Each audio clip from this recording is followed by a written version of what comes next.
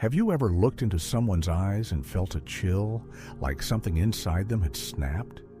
Hatred is dangerous enough, but when it evolves into something darker, into murder intentions, that's when you must open your eyes wide, because most people don't see it coming until it's too late.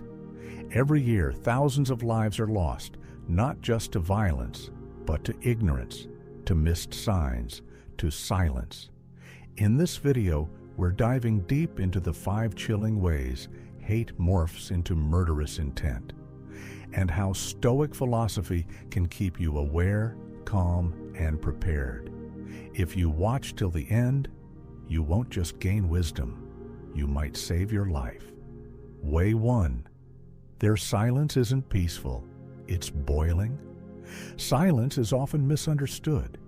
Stoics embrace silence as a mark of inner peace, of strength. But not all silence is tranquil. Sometimes it screams. When hate transforms into murderous intent, it doesn't always roar. It simmers. That person who once argued loudly, now they say nothing. Their eyes avoid yours. Or worse, lock on too long. Their presence feels heavy, as if the room changes when they enter it. This silence is like the eye of a hurricane. Calm, yes, but it's a calm filled with rage, calculation, and detachment. Stoicism teaches us to observe, not react blindly. So observe. Have they stopped expressing themselves completely? Do they smile less, speak less, become withdrawn, but with an intensity you can feel? Often people think they've cooled down. But when hate becomes murderous, what you're witnessing is emotional shutdown, a severing of empathy. And without empathy, there's no barrier left between thought and action. Here's a crucial Stoic move. Don't engage emotionally. Stay centered. Document behaviors. Confide in someone you trust. Trust your instincts, because silence can be a mask for something lethal. Way 2. Obsession with control and surveillance. When hatred turns dark, the mind seeks control. That's when obsession takes root. The person begins monitoring you, where you go, who you talk to, what you post. They may not even hide it. Jealousy becomes obsession. Control becomes a ritual. In Stoicism, we accept that the only thing we control is our own mind.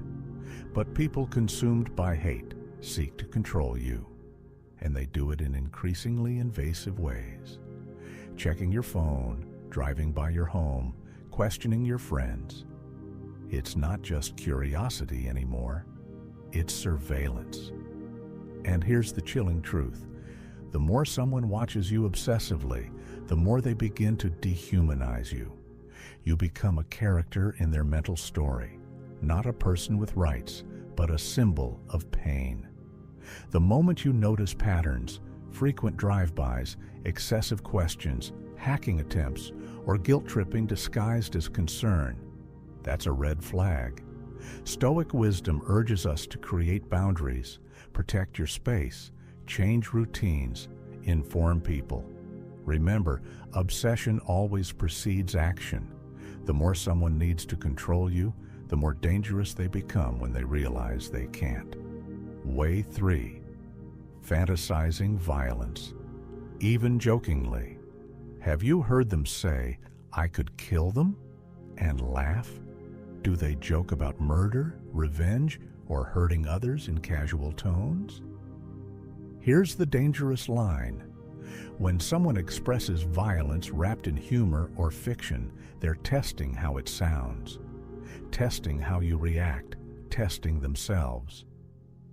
A person who fantasizes about violence may already be building a psychological bridge to doing it. They'll say things like, "Wouldn't it be crazy if," or "Sometimes I just want to make them disappear." Pay attention to the eyes, the pauses, the body language. Is there thrill in their voice or coldness? Stoic philosophy tells us to recognize intent, not just words. Marcus Aurelius said, "You have power over your mind, not outside events. Realize this, and you will find strength. But those who fail to master their mind eventually turn their emotions into weapons. Never brush off violent jokes, especially if they increase in frequency or detail. Confrontation might not be safe, but distancing yourself and documenting these moments is vital. Protect your peace. Don't become the punchline of someone else's darkness. Way 4. Shifting morality. When wrong feels justified. One of the most dangerous transformations is moral distortion. When a person starts believing that hurting you is justified, they've crossed a line most people never return from.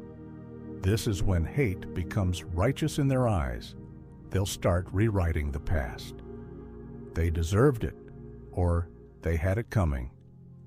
Watch how their speech shifts from pain to justification. They're no longer victims. They believe they're executioners of karma, that their actions, no matter how dark, are somehow balanced and fair. Stoics believe in virtue as the highest good, courage, temperance, justice, wisdom. But someone who hates you may reverse these ideals. To them, revenge becomes courage. Coldness becomes temperance. That's the red flag. When you hear justifications for harming others, even if it's not you yet, pay attention. If someone cheated on me, I'd make sure they pay. Or, some people only learn through pain. These are not idle thoughts. They are warped value systems. Once a person convinces themselves that hurting another brings justice, their internal brakes are gone. That's how ordinary people do terrible things. They stop seeing them as terrible. Your Stoic move? Do not argue morality. Do not try to change them. Protect your peace. Realign with those who live virtuously. And if needed, walk away permanently. Way 5. Sudden calm after intense hatred. Here's perhaps the most chilling sign of all. When someone who hated you intensely suddenly becomes calm, kind, even gracious. At first, it feels like relief. You think, maybe they moved on. But in many cases, it's the quiet before the storm. Once a person has made a plan, once they've mentally crossed that line, they no longer feel the need to rage. They feel in control. Psychologists call this the calm resolve. It often precedes action, and it's deceptive, because we're wired to believe that peace equals safety. But Stoicism teaches us something deeper. True peace comes from within, from virtue, from acceptance, not from suppression or illusion. So when someone suddenly flips from volatile to zen, ask, what changed? What really changed? Is their peace genuine, or is it the chill before the strike? Look at behavior. Are they giving things away? Visiting places they haven't in years? Acting overly affectionate, as if trying to close chapters? These are patterns seen in people preparing to commit extreme acts. If your instincts stir, do not ignore them. Step back. Inform someone. Create distance. True Stoicism isn't about enduring danger. It's about seeing clearly, acting wisely, and living virtuously. Conclusion. Hate doesn't always scream. Sometimes it whispers. And when it turns into murder intentions, the signs are there for those who dare to see. Stoicism isn't just philosophy. It's a shield of clarity in a world clouded by emotion. Stay vigilant. Trust your instincts. And remember, your peace is worth protecting. If this video opened your eyes, share it with someone who needs this wisdom.